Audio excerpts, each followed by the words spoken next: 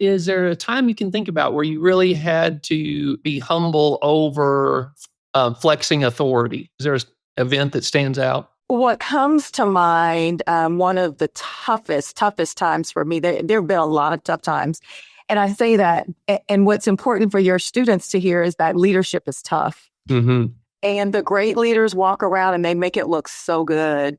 It looks so appealing and they look so confident and it just looks amazing.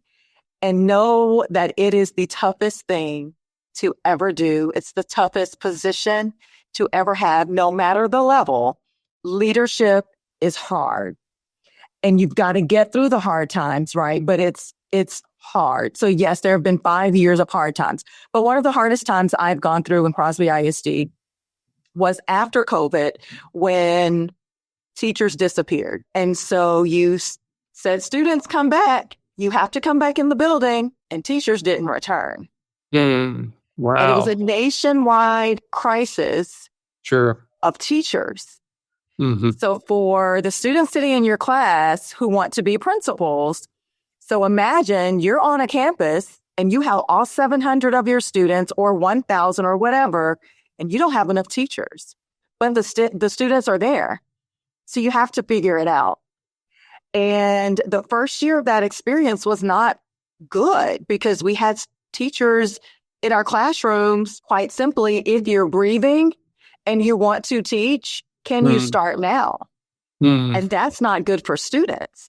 Sure. Right. And so I was left with, what are we going to do to find teachers? And one of the things we did was explore a hybrid 4-day calendar. And it was the toughest leadership time for me because change is hard. And that's a significant change. And it was hard for people to wrap their minds around, for people to support. Although I did have a majority that supported the move, you have the loud minority, right? And they're so very loud and they make you think that that's everybody and what everyone feels. Mm-hmm. But to get to the humility question, when I was going down that road of, guys, I think going to a 4-day hybrid calendar will help us recruit and retain exceptional teachers for our students. My plan, me and my team, we wanted Mondays off because once a month we do PD.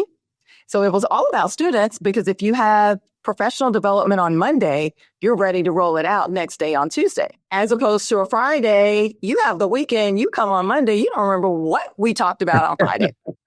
So academically, we felt professional development on Monday, roll it out on Tuesday. That's great instruction. We're ready to go. And I was getting, negative feedback on everything, on the whole plan.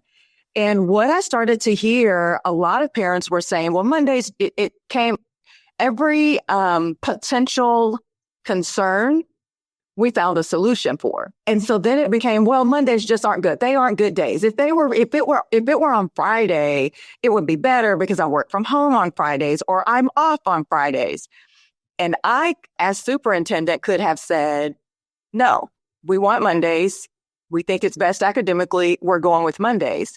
Sure. Instead, I listened to the feedback because really what I needed was a 4-day week to recruit and retain exceptional teachers for our students. Right. That was the goal. Right. Should I fight and flex, right? And do the authority of it's what I say and it's going to be Mondays?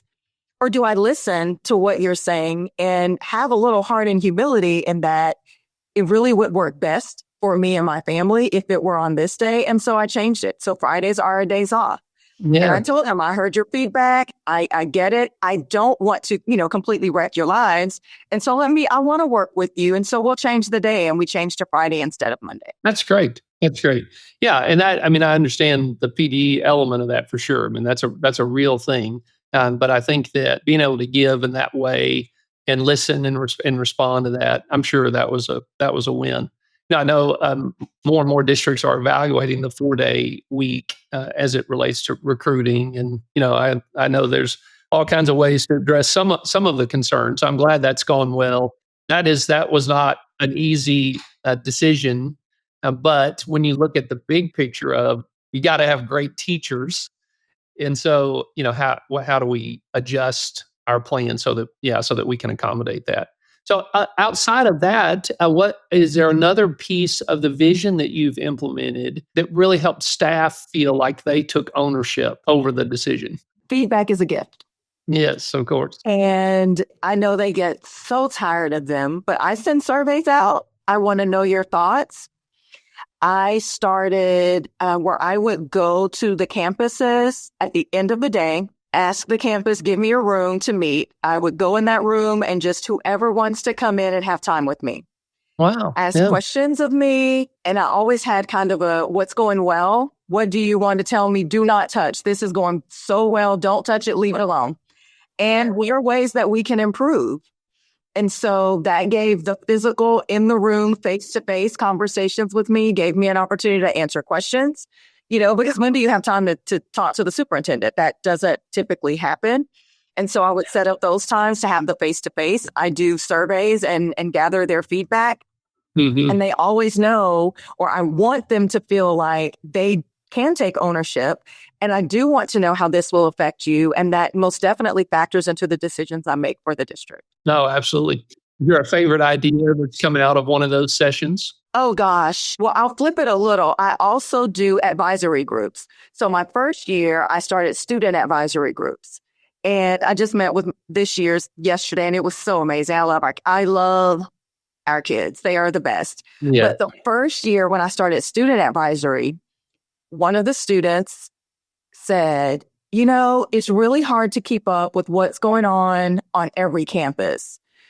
Because every campus has their own way of communicating what's going on their campus. And so for someone who wants to know what's going on all over the district, how do we keep up with that? And I said, you're absolutely right. And so from that, and that was my year one, from that, we created Cougar News Now. And every Sunday, we send out a district newsletter with highlights from every campus. And that came directly from a student recommendation. And we continue to do it now. I love it. That is fantastic.